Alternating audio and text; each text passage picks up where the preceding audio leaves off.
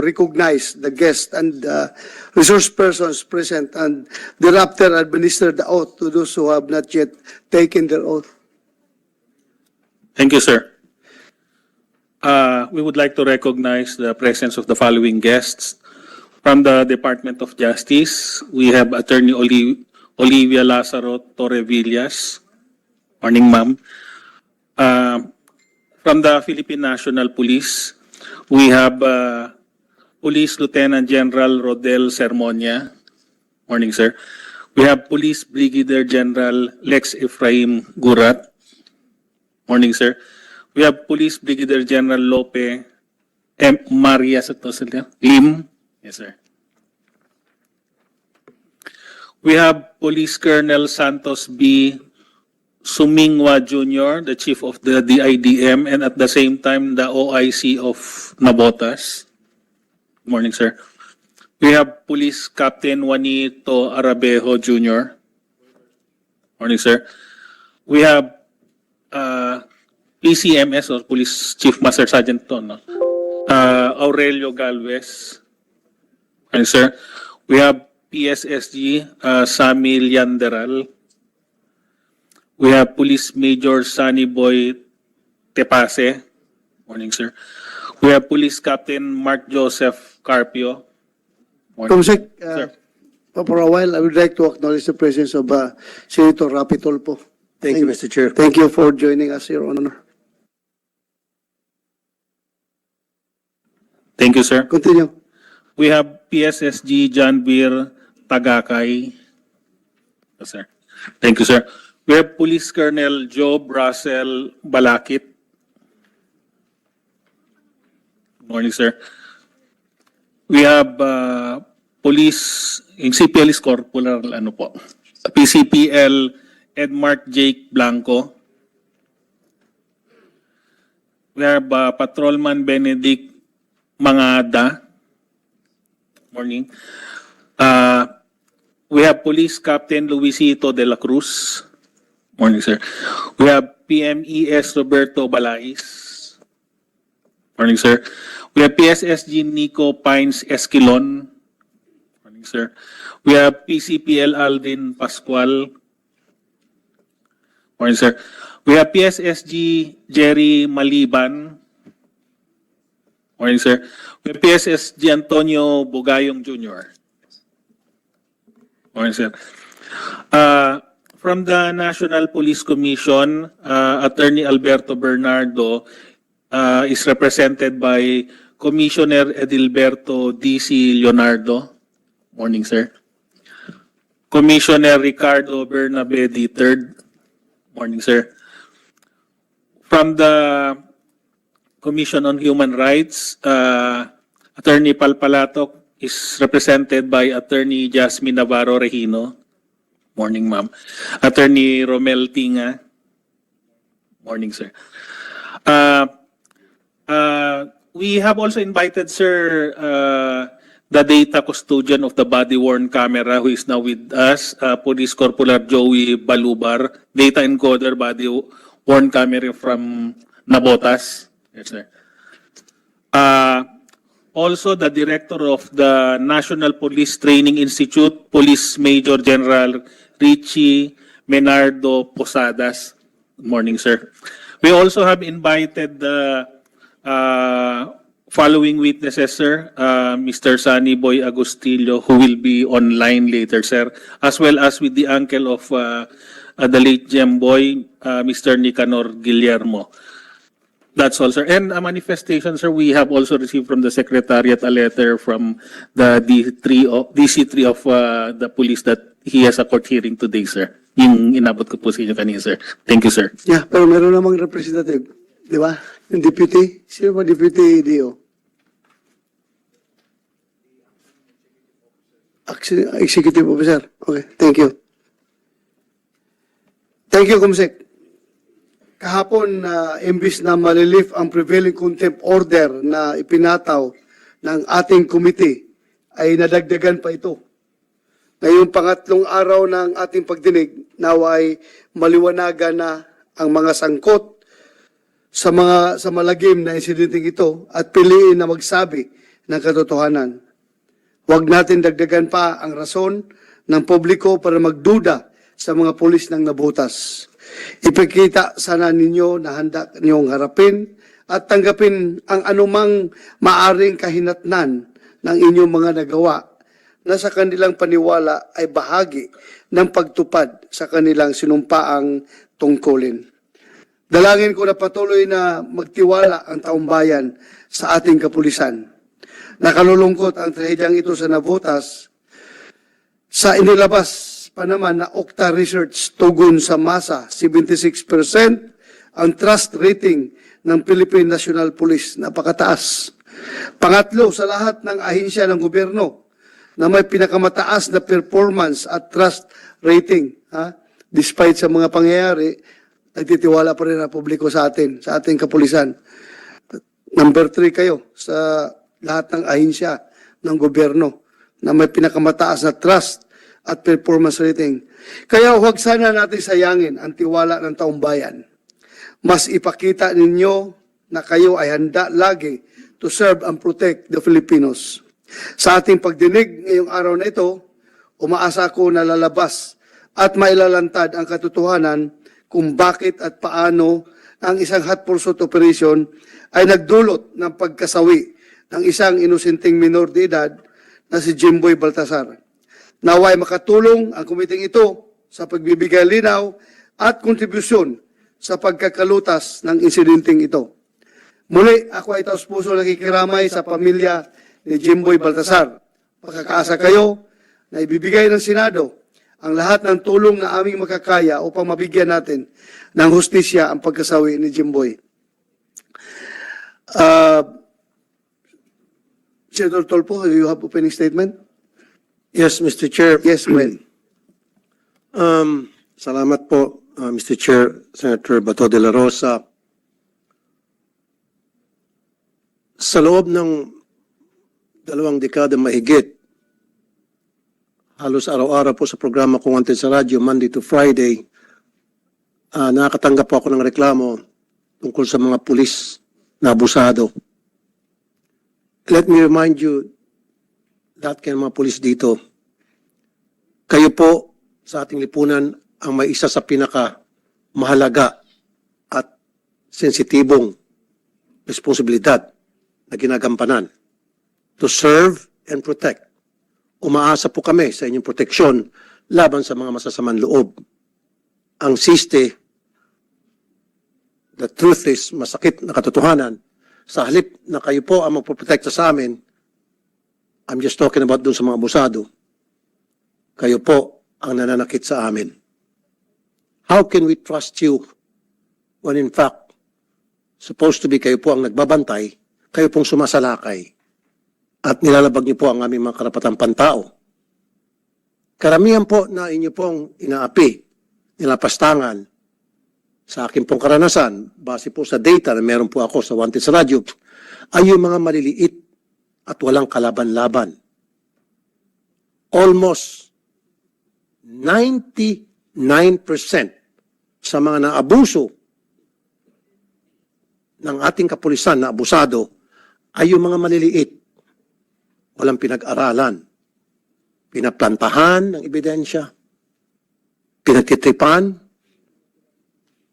Pinakukulong ng walang kasalanan.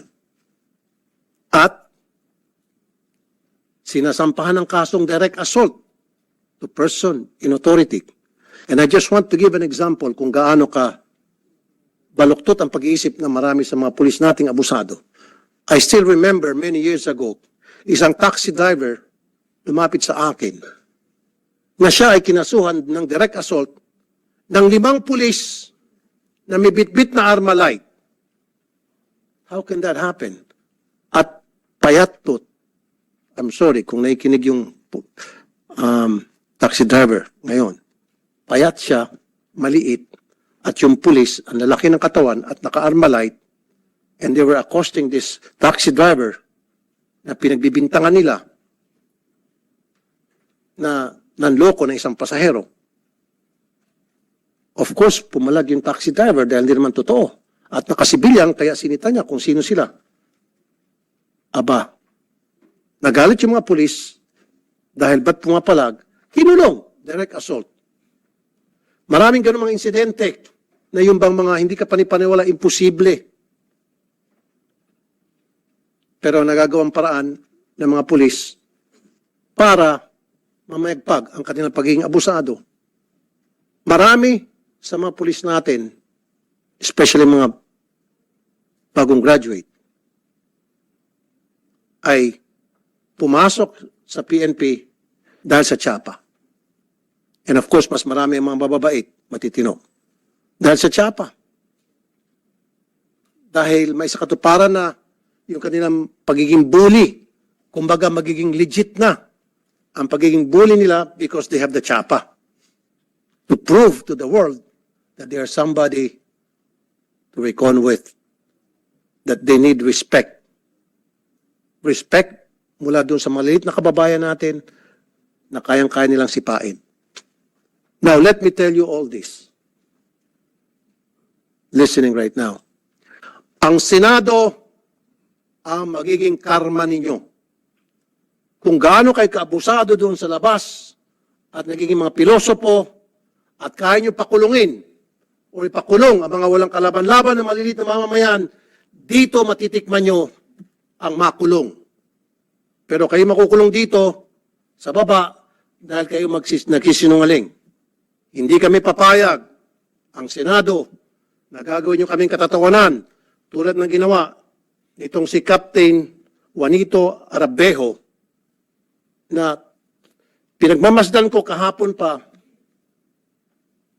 habang tayo ay nagipag-usap sa mga resource persons dito, lahat ng mga pulis ay nakayuko. Ngising aso itong si Arabejo. At nakuha pang magsinungaling at gagawin kaming parang tanga. Hindi niyo po kami pwedeng gawing tanga rito at hindi kami papayag, especially si Chairman Bato de la Rosa, Senator Bato de la Rosa, na dati niyong hepe sa PNP. At hindi siya papayag, and of course, hindi rin kami papayag. So yung mga ginagawa niyong kabalastugan sa labas at pang-api sa maliit nating kababayan, hindi na po obra rito. At hindi niyo po pwede kami paikutin dahil meron po kaming dating Chief PNP na si Senator Bato de la Rosa and andito po ako na alam ko po mga karakas ninyo, just like the back of my hand.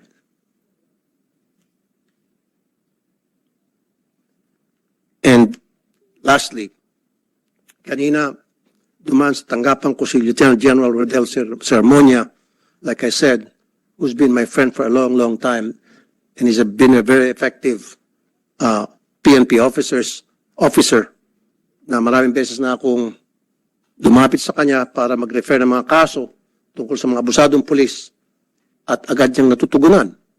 At mabilis po ang naging aksyon niya, Mr. Chair.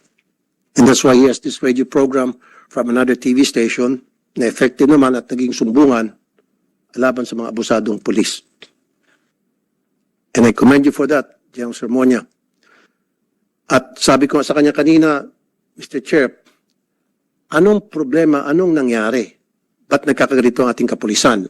Sabi niya, hindi naman daw nagkulang ang PNP sa paglalagay ng mga patakaran, procedure na dapat sundin ng mga pulis for them to equip them to become a better policeman. Ang problema is sa implementasyon. Totoo yan. May mga police operational procedure. Pero hindi sinusunod. Bakit? Bakit? It becomes the culture, the norm? Or the leadership? Colonel Alan Umipig, sa totoo lang, hindi ako nagagalit sa iyo. In fact, deep in my heart, I sympathize with you. Dahil hindi ka abusadong pulis. Ang kasalanan mo lang dito ay hindi ka naging matigas. Medyo naging malambot ka at mabait ka. Hindi ka abusado. You did your best, sabi pa nga ng isang kanta, but your best wasn't good enough. Pinagsabihan mo sila na i-paraffin test yung mga suspect na mga pulis mo. Pero hindi ka sinunod. Bakit? Kasi nakita nila na malambot ka. Bakit? Kasi hindi ka makulit. A good leader dapat is makulit. Mayat maya, para pintes yan. Pag sinabi na hindi pwede, para pintes yan. Otherwise, sasampang kita ng kaso. O parang pintes yan, nag-yes sir, and then kinabukasan, para pintes na ba? Or after a few hours, pintes na ba? Mayat maya, pinapollow up mo. Wala talaga siyang kasalanan. Kung tutusin, bilang, ang kasalanan niya dito, yung bang sa ngalan ng command responsibility, doon siya nakahon. Pero sa pagiging abusado at barumbado, hindi siya kasama, Mr. Chair. So maybe, yung mga katulad mo, kailangan lang siguro ng isa lang sa leadership training kung paano ka maging matigas. Pero hindi ka abusado. Malambot ka lang. Pero okay lang yan, at least. Kaysa naman tawagin ka abusado, barumbado, siraulo, which you are not. Okay. So, sa hearing na ito, marami akong katanungan, pero for now, ipapaubaya ko muli sa aming chairman, si Senator Bato del Rosa, to proceed. So, Thank you, Your Honor, Senator Tulfo, for that reminder. Yung iba, siguro na nagre-react doon sa mga sinasabi ni Senator Tulfo, for all you know, wala naman siyang talagang ibang mithiin dito, kundi mapaganda yung ating Philippine National Police. For all you know, anak yan ng PC. Philippine Constabulary Officer yung kanyang tatay. Kaya mahal, malapit sa puso niya yung uniform service. Kaya ganun na rin yung galit niya kasi yung tatay niya noon, kilala talaga yun na napakagaling na opisyal, napaka-snappy at napaka-stricto sa pagdala ng tao. Kaya yan yung kinagisnan niya na disiplina ng meaning uniform. Kaya ganun na lang siya mag-react kapag mayroong pulis na nag-abuso. Going back to comment niya kay Colonel Umipig, I agree with Senator Tulfo, Colonel Umipig, pero yung nga lang, ulitin ko na naman, kulang sa asim. Asiman mo pa yung liderato mo. Yung, di ba, sabi ko palagi, Umipig, ganyan o. Narinig mong chief investigator mo, nilalaro ka lang, may instruction ka, ayaw mong sundin instruction mo, kasi sinusunod niya yung kanyang judgment call. Ano bang judgment call doon sa instruction? Very, very clear yung instruction mo. Dakakahon ang instruction, you do this, you do that. Ngayon, mag-exercise pa siya ng judgment call. Ganun na palang police natin ngayon. Hindi na sumusunod sa chain of command. So mayroong breakdown of discipline. Kung ako ang hipe, nalaman kong hindi sinusunod yung instruction ko, itong investigador na ito, nandoon na ito sa ARMM ngayon. Nandoon na ito, pinapatapon ko na ito sa Basilan, Tawi-Tawi o sa Maguindanao. There's no place in this organization of people like that na hindi marunong sumunod ng instruction. Kaya we are a uniform organization because we are structured. We follow the chain of command. And you are on top of the chain of command as far as Nabutas City Police Station is concerned. And all others must follow. Whether your decision is correct or not. Follow orders. Ask questions later. Rabio? Baka nakalimutan mo, naka-uniforme ka, hindi porke investigador ka, hindi porke chief investigator ka na istasyon. Minamaliit mo lang yung hipe mo na hindi ka sumusunod porke ikaw ang may hawak ng investigasyon. Maramdaman mo rin yan kapag ikaw naging hipe at hindi ka sinusunod ng chief investigator mo sa sinabihan ka, binigyan ka ng instruction, magagalit ka rin. Tandaan nyo yan. Darating rin kayo sa punto na yan. Yung frustration na maramdaman nyo, ganun din ang maramdaman nyo. Kaya, andito na yung hinahanap ko, si Major General Richie Medardo Posadas, the Director of National Police Training Institute. Bigyan kita, alam mo naman yung history niyan, di ba?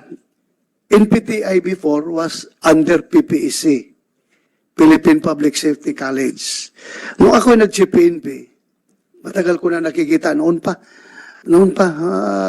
maaga pa tayo servisyo nakikita ko, hindi gaanong madiin yung training na binibigay ng PPEC sa basic recruit course natin. May nakikita akong mga recruit na natutulog lang sa ilalim ng puno ng kahoy.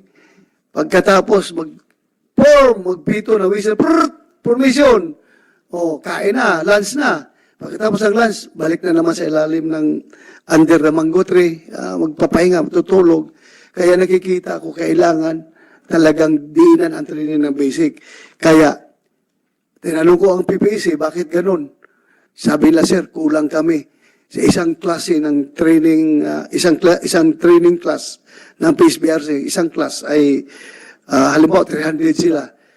Ang nagbabantay sa kanila, isa o dalawang PNCO lang ang nagbabantay, yung mga tactical PNCO. So how can you train effectively kung gano'n ang ratio? 1:300. Tanong ko, bakit short kayo ng tao? Eh sir, wala kaming organic, hindi kami nakapag-recruit ng tao. Nagdedepende lang kami kung ilan yung ipapahiram ng PNP sa amin. Naglo-loan lang kami ng tao ng PNP para mag-train sa tao ng PNP. So sabi ko, there is a disconnect. Yung tao ng PNP, tinitrain ng ibang entity na hindi naman sila PNP. Dapat kung sinong nangangailangan, sila magpo-produce ng tao na gagamitin nila. Kasi alam nila kung anong kailangan nila sa field. Di ba? Anong alam nitong PPEC? Kung mga civilian na instructors yan, paano nila i-train yung tao nila na maging pulis? So, kailangan lang ng pulis.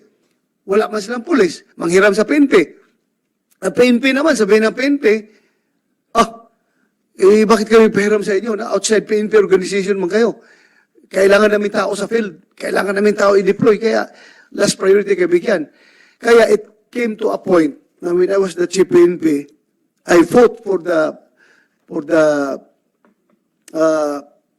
bringing back of PNPA and PNTI back to the fold of the PNP para sila mag-control. And true enough, tinulungan tayo ng mga senador, Senator Lacson, lahat ng senador dito nung ako yung chief PNP, binilisan nila yung pag-amid ng batas. So, nabalik ngayon sa atin, sa PNP, yung PNP at PNTI. Ngayon ang naibalik, I was expecting na high caliber na yung mga magiging produkto natin dahil andyan na kayo eh. Yung mga magagaling na mga PNPA graduates, ayaw magpa-assign sa PNPA dahil mabitin sila sa, ayaw magpa-assign sa PNTI or sa PNP dahil mabitin sila sa pagpupwisto dahil outside the organization eh. Ngayon na nasa loob na ng PNP ang PNP at PNTI, sigurado ako marami na tayong makuha dyan magagaling na opisyal, mga graduate ng PNP na matitino, na magaling magturo, makukuha na natin. So ngayon, I was wondering, bakit may ganito pa rin tayong mga pulis na ang bilis bumunot ng baril, ang bilis pumutok ng baril. Tila yata yung police operational procedure natin ay hindi naituro ng husto doon sa ating training sa PNTI. Now, tanungin kita, ilang oras ba dedicated mo para dito sa police operational procedure, particularly on the force continuum, yung use of force policy, ilang oras ba bago sila makagraduate? Pero ilang months ba ang PSBRC? Ilang months? Good morning, Mr. Chair, Your Honor, sir. May I request to be, may I request that may oath be taken, sir. Yes, take out ka muna. Pasensya na. Lahat ng wala, hindi pa naka-out na baguhan ngayon, mag-please, Yes, sabay na kayo, tumayo. May we request all the guests, including those who are seated at the back, to please stand up and raise your hand and take oath para ma-facilitate na lang po yung procedure. Please raise your hand, right hand. Do you promise to tell the truth, the whole truth, and nothing but the truth in this hearing and investigation? Thank you very much. Please take your seats. Ilang months ba ang PSBRC training? Yes, sir. Good morning, Mr. Chair, Your Honor, sir. For the public safety basic recruit course, we are allocating 6 months or 960 hours for the basic recruit course, sir. 900? 960 hours or equivalent to 6 months, Your 6 months? Yes, sir. Oh, sa 6 months na yan, ilang araw ang ginugol ninyo sa program of instruction ninyo na dedicated doon sa police operational procedure? Yes, sir, Mr. Chair. Under the law enforcement operations, which has 213, Your Honor, hours of instruction, 87 hours of which are for lecture. And aside from the 87 hours of lecture, we have 94 hours of practical exercises, Your Honor, and 32 hours of critic. And the police operational procedure, basing from our program of instruction for the PASBRC, Your Honor, it has a total of 52 hours of instruction, sir, broken down as follows. The PSBRC, we have 52 hours lecture and 80 hours, 80 hours case. I-convert mo into days. Days na lang para hindi masyadong, ilang araw yan, nakadedicate. Ay, no, sige, huwag na, kasi, hindi naman 24 hours, no? 8 hours lang naman yung training hours natin. 8 hours daily. Yes, sir, Your Honor. So, sige, stick with the number of hours. For the police operational procedures, Your Honor, under sub-module 4, we have a total of 52 hours of instruction, sir. These 52 hours, sir. 52 hours. 52 hours, sir. Sinong nagtuturo?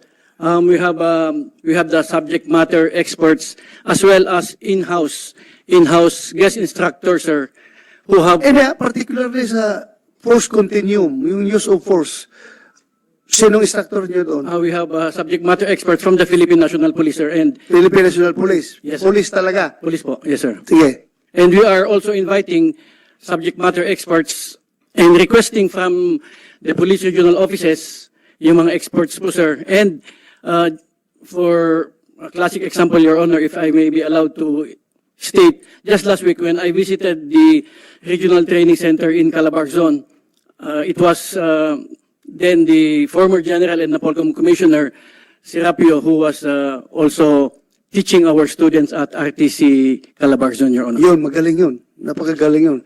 Sana mayroong pagsusunod na subject matter expert na with the caliber of General Serapio. Napakagaling yung magturo. Pero balikan kita, ha?